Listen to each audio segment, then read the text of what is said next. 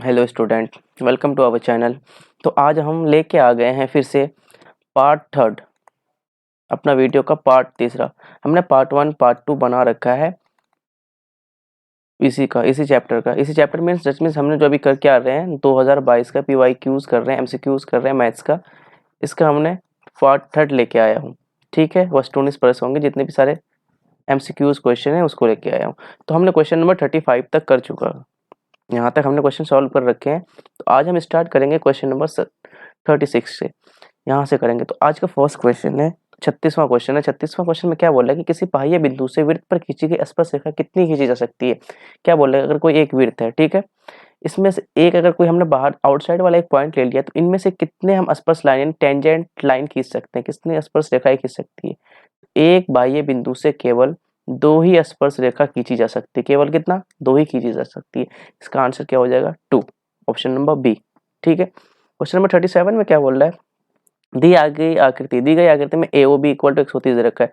Angle AOB मतलब ये पूरा कितना दे रखा है, 130 सॉरी 130 दे रखा है। तो आपको मांग क्या रहा है यहाँ से कि APB एंगल APB ये वाला एंगल कितना होगा। ठीक है, तो आपको ये पता होना चाहिए कि एक तरह से देखोगे तो एक क्वाड्रिलेटरल बन रहा है, मतलब चतुर्भुज AOBP एक चतुर्भुज है। तो चतुर्भुज के सम्मुख कोणों का योगफल कितना होता है, 180।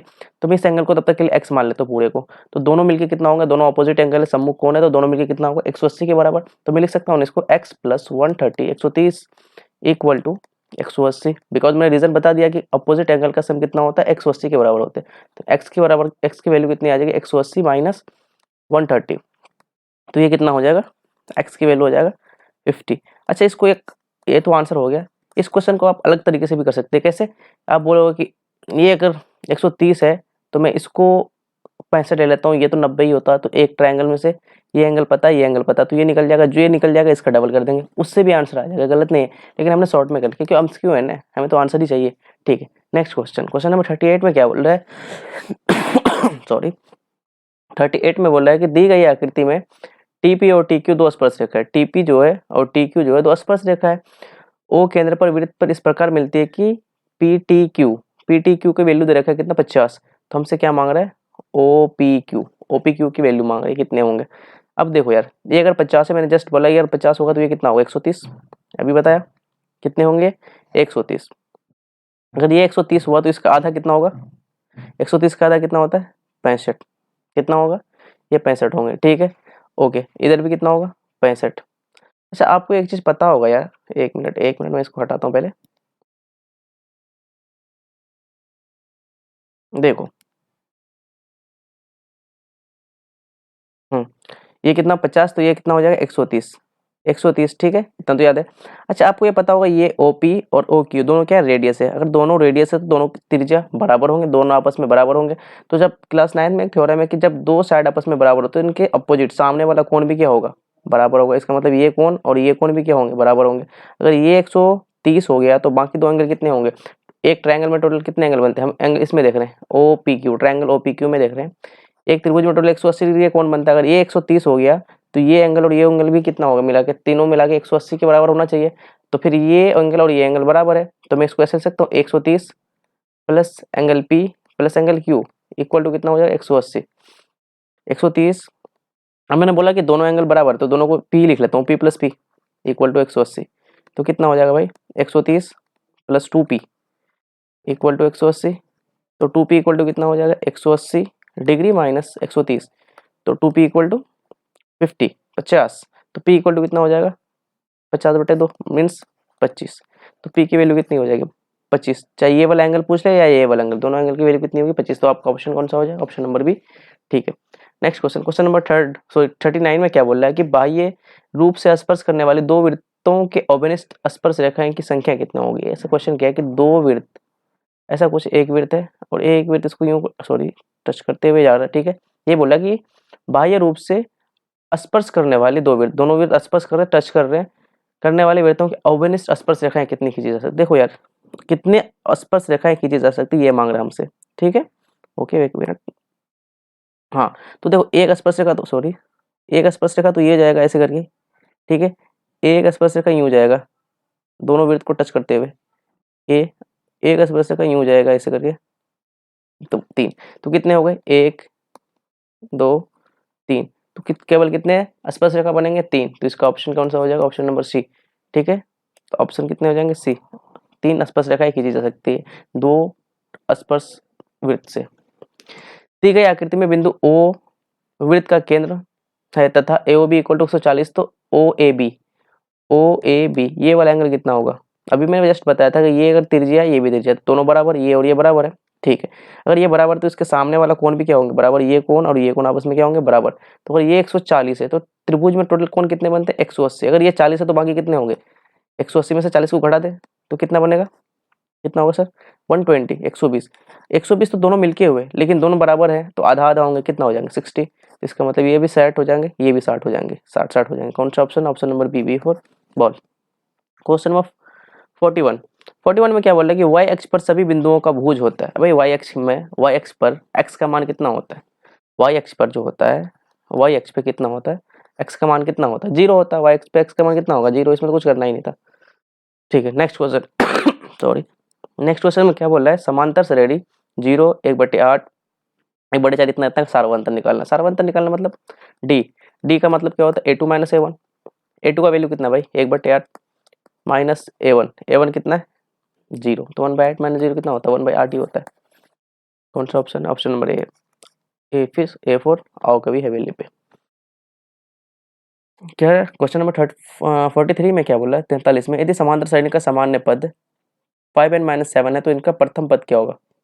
सामान्य पद मतलब an का वैल्यू दे रखा है आपसे कितना 5n-7 है, तो उसका प्रथम पद निकालने के लिए a की वैल्यू 1 रख लो ना, तो a का वैल्यू 1 रखेंगे तो प्रथम पद 5 × 1 - 7, तो 5 - 7, 5 में से -7 के कितना हो जाएगा -2, ऑप्शन कौन सा डी फॉर दैट्स है ना। Question number 43 sorry 44, question number 44 में क्या बोला कि बिंदु इतना ए बी को मिलाने वाले रेखाखंड के निर्देशांक मध्य बिंदु का निर्देशांक मांग रहा है। क्या पॉइंट है यार, इतना इजी है 0 -8 और बी का क्या है -12 और 0। इसका मुझे क्या बोला मध्य बिंदु का निर्देशांक, मध्य बिंदु का निर्देशांक क्या होता है भाई, क्या करते हैं x1 + x2 बटे 2 और y1 + y2 बटे 2। इसको सॉल्व कर लीजिए कितना हो जाएगा -12 बटे 2, इधर कितना हो जाएगा -8 बटे 2, फिर कितना हो जाएगा -6 और ये हो जाएगा -4। कौन सा ऑप्शन है -6 -4, ऑप्शन नंबर सी। चलिए क्वेश्चन नंबर 45, क्वेश्चन नंबर 45 में क्या बोला कि यदि त्रिभुज एबीसी के शीर्ष का निर्देशांक ए बराबर है x1 y1, बी बराबर x2 y2, सी बराबर है x3 y3, तो इसका केंद्र क्या होगा। ये क्या है देख लो एक बार डायग्राम बना के दिखा देते हैं।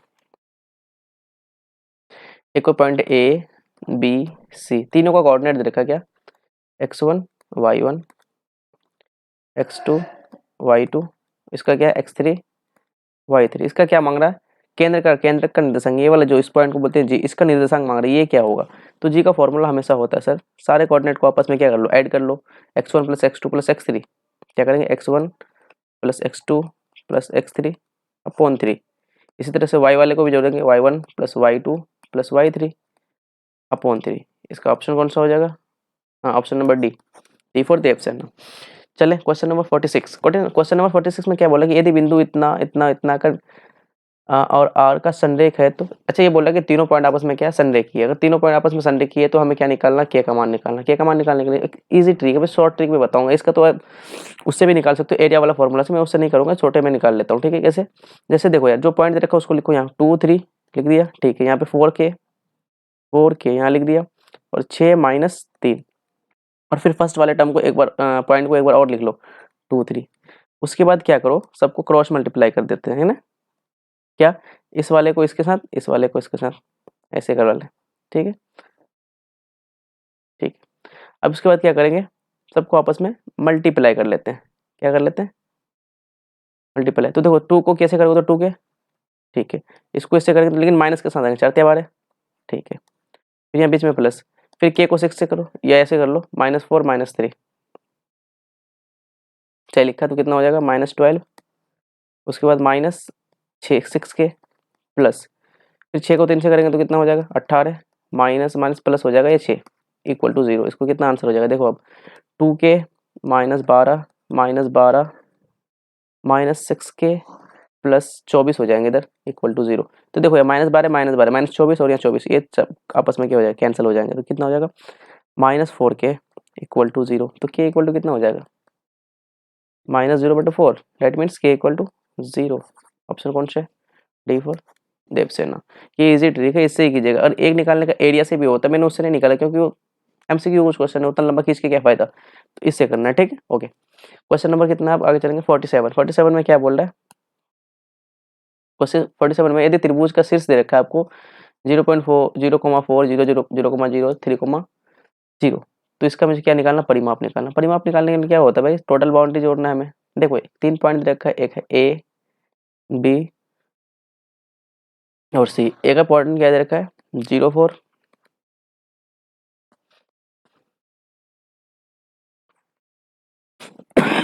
सॉरी। तो हमें क्या करना है, इसका परिमाप निकालना है। परिमाप निकालने के लिए हमें ये डिस्टेंस पता होना चाहिए, ये डिस्टेंस पता होना चाहिए, ये डिस्टेंस पता होना चाहिए, तभी हमारा क्या निकलेगा, परिमाप निकलेगा। तो देखो यार ए और बी का बीच का डिस्टेंस कितना होगा, निकाल लेना। डिस्टेंस फॉर्मूला से निकालेंगे तो इसका डिस्टेंस कितना आएगा 4। ए और बी और सी का डिस्टेंस कितना होगा 3। और इसी तरह से इसका और उसका डिस्टेंस निकालेंगे तो कितना होगा, देखो यार 0, इसका हो जाएगा 5। सब आपस में जोड़ दो, कितना हो जाएगा 4 + 3 + 5, ये कितना हो जाएगा 12। अब डिस्टेंस फॉर्मूला तो लगा सकते हो यार, मैं इस चीज को नहीं बता रहा हूँ। डिस्टेंस फॉर्मूला तो पता ही होगा क्या होता है, x2 - x1 का होल स्क्वायर + y2 - y1 का होल स्क्वायर। इस फॉर्मूला से निकाल लेना और उसके बाद देख लेना, यही आंसर आ जाएंगे। ठीक है, ओके। चले क्वेश्चन नंबर 48। क्वेश्चन नंबर 48 में क्या बोल रहा है, बिंदु P में दे रखा है 3,0, Q में 7,0 और R में देखा 8,4 के बने त्रिभुज का क्षेत्रफल निकालना है हमें। क्या निकालना है, त्रिभुज का। चलिए इसको बाद में करते हैं ना, ठीक है। पहले 40 इसको कर लेते हैं 49। क्वेश्चन नंबर 49 में क्या बोला है, त्रिभुज के तीनों कोनों का योगफल बताओ यार। त्रिभुज के तीनों कोनों का योगफल कितना बताओ, बच्चों को बताओ, क्लास 6 के बच्चे को भी बताओगे। त्रिभुज के तीनों कोनों का योगफल कितना होता है, 180 डिग्री होता है। इसमें क्या करना है, कौन सा रॉकेट साइंस लग रहा है। चले क्वेश्चन नंबर कितना है 50 में बोल रहा है कि त्रिभुज पी क्यू आर में P Q equal to P R, ऐसा कुछ डायग्राम देख लेते हैं। क्या बोल रहा है कि एक त्रिभुज है पी क्यू आर, इसमें बोल रहा है कि पी क्यू जो है पी आर के बराबर है। अगर ये दोनों आपस में बराबर है तो इसका ऑपोजिट एंगल भी क्या होगा, आपस में बराबर हो, ये इसके बराबर होगा। अगर ये एक्स होगा तो ये भी एक्स होगा, बिल्कुल से। और क्यू का वैल्यू दे रखा है 40, क्यू किधर है भाई 40, क्यू किधर है 40। अगर ये 40 है तो भाई ये भी कितना होगा 40 होंगे, क्योंकि दोनों बराबर है। और ये 40 40 80 हो गया, तो ये वाला एंगल कितना होगा 100। ये मांग रहा है पी का वैल्यू कितना होगा, पी का वैल्यू कितना होगा 100। ठीक है, डी। आपका ऑप्शन कौन सा है, डी। चलिए क्वेश्चन नंबर 51। क्वेश्चन नंबर 51 में क्या बोल रहा है कि के किस मान के लिए समीकरण इतना ये 2x + 2y = 3 तथा 3x + ky = 9 संपाती रेखा है। संपाती रेखा में क्या होता है यार, तीनों आपस में बराबर होते हैं। a1/a2 = b1/b2 = c1/c2। तो a1 की वैल्यू कितना 1 अपॉन a2 का वैल्यू कितना 3 इक्वल टू हो जाएगा b1 का वैल्यू कितना है 2, b2 y नहीं k है इक्वल टू c 3/9। किसी दो को बराबर कर लो यार, मैं इन दोनों को ही बराबर करके कर लेता हूँ, आंसर आ जाएंगे। देखो इसको सॉल्व कर लेते हैं, 1/3 इक्वल टू 2/k। अब इसको इन दोनों को भी करेंगे, वही आंसर आना है। ठीक है, इसको क्रॉस मल्टीप्लाई k × 1 k 2 × 3 6, के वैल्यू कितना आ गया 6। किधर ऑप्शन, ऑप्शन नंबर डी। ठीक है, चलिए क्वेश्चन नंबर 52। 52 में क्या बोला कि यदि a1/a2 = b1/b2 = c1/c2, ये तीनों बराबर है तो समीकरण ये और इसका, तो इसका कौन सा होगा। ये जब तीनों बराबर होता है क्या होता है भाई, जब ये तीनों बराबर होता है क्या होता है, संपाती होता है। जब संपाती होता है तो क्या होता है, एक लाइन दूसरी लाइन के ऊपर होता है कोइंसिडेंट लाइन। जब कोइंसिडेंट लाइन होता है तो उसका मेनी हल होता है, एक से अधिक हल होता है, दैट मीन्स अनगिनत, इनफाइनाइट नंबर ऑफ सॉल्यूशन होंगे। क्योंकि देखो ना यार, दोनों लाइन आपस में एक ही जगह मीट कर रहा है तो बहुत सारा सॉल्यूशन होंगे। ये तो आप पढ़ रखे होंगे प्रति सीधी लाइन, ये मैं बता क्यों रहा हूँ इस चीज को। इसका डायरेक्ट आंसर, इसका आंसर कितना हो जाएगा इनफाइनाइट। ओके, चले नेक्स्ट क्वेश्चन में क्या बोला, निम्नलिखित क्वेश्चन नंबर 53 में निम्नलिखित में से कौन सा द्विघात समीकरण है, इनमें से कौन सा द्विघात समीकरण। देखो यार ये तो होगा ही नहीं, क्योंकि रूट के अंदर रूट एक्स आ गया, ये तो होंगे ही नहीं, इसको छोड़ो। ये फ्रैक्शन में आ जाता है, कभी भी फ्रैक्शन में नहीं आएगा, आना चाहिए, ये भी नहीं होगा क्योंकि बहुपद कभी फ्रैक्शन में नहीं आते, ये बट्टे में नहीं होना चाहिए। इसको देखते हैं, इसका 2x² है, इसको थोड़ा देख लेते हैं। यहाँ 2x² है, इसको जब ओपन करेंगे तो यहाँ से क्या हो जाएगा 4 + x² माइनस माइनस कितना हो जाएगा यार 4x। मैं पूरे को लिख नहीं रहा हूँ, लिखना है तो आपको लिख लो -2x + 1 = 2, ऐसा कुछ है। इसको जब सॉल्व करेंगे तो ये बचेगा, क्योंकि 2x² इस एक्स स्क्वायर को उधर लेके माइनस एक्स स्क्वायर, तो मैं इसको कितना हो जाएगा यहाँ से एक्स स्क्वायर बचेगा। एक्स स्क्वायर का मतलब द्विघात होगा, इसका मतलब ये ऑप्शन होगा आपका। तो इसमें भी चेक कर लेते हैं, इसमें चेक करेंगे तो देखो यार यहाँ पे एक्स स्क्वायर होगा, जब इसको सॉल्व करोगे तो ए माइनस बी का होल स्क्वायर है, तो एक्स स्क्वायर का स्क्वायर होगा तो एक्स पावर 4, एक्स पावर 4 द्विघात में नहीं होता ना, ये तो वैसे भी नहीं होगा। ठीक है, आपका ऑप्शन कौन सा हो जाएगा? C, D for Chandrayaan 3। Okay, question number 54। 54 में क्या बोल रहा है? निम्नलिखित में से कौन सा द्विघात समीकरण नहीं है? सतर्क हो जाए, यहाँ नहीं बोला है, कौन सा नहीं है, बाकी सब होंगे, कौन नहीं है वो चेक कर लो। देखो यार ये तो होगा, क्यों? देखो इसको जब ओपन करेंगे एक्स प्लस 1 का होल स्क्वायर, तो एक्स स्क्वायर प्लस 2ab प्लस B square, X square into 3x square, यहाँ 3x स्क्वायर हो जाएगा, और यहाँ पे क्या लिखा हुआ एक्स स्क्वायर। अब जब ये एक्स स्क्वायर इधर आएंगे तो माइनस में, तो 3x square minus x square कितना हो जाएगा? 2x square, 2x square, X square वाला टर्म बचेंगे ना, तो एक्स स्क्वायर वाला टर्म बचेंगे, तो ये आंसर सही होगा। लेकिन हमारे आंसर गलत होंगे, क्योंकि ये द्विघात समीकरण होगा, लेकिन हमें वही वो चाहिए जो नहीं होगा, ये होंगे। ये भी होगा, क्योंकि जब देखो इस एक्स स्क्वायर को आप इस साइड लेके आ जाओ तो माइनस में आएगा, ये ऐसा हो जाएगा, देख लो ना एक बार, 4x माइनस एक्स स्क्वायर, इस एक्स स्क्वायर को उधर लेके आए तो माइनस एक्स स्क्वायर प्लस 5, तो 4x माइनस 2x स्क्वायर, ऐसा कुछ होगा। तो ये रहेगा, एक्स स्क्वायर वाला टर्म रहेगा, तो ये भी होगा, लेकिन आंसर हमारा ये नहीं है। इसमें भी होगा लेकिन इसमें नहीं होगा, क्योंकि देखो यार इसमें क्या होगा, एक्स स्क्वायर का हो जाएगा 4, पावर 4 हो जाएगा, पावर 4 वाले तो नहीं होता ना, ये द्विघात समीकरण नहीं होता, ये कुछ और हो जाएगा। तो आपका ऑप्शन कौन सा हो जाएगा? D, D for Devsena. I hope आपको यहाँ तक समझ आया होगा, अगर समझ आया तो वीडियो को लाइक कीजिएगा, चैनल को सब्सक्राइब कीजिएगा, अपने दोस्तों तक शेयर कीजिएगा। फिर हम लेके आते हैं इसका पार्ट 4, बहुत ही जल्द लेके आएंगे। तब तक के लिए बाय, थैंक यू, जय हिंद, जय भारत।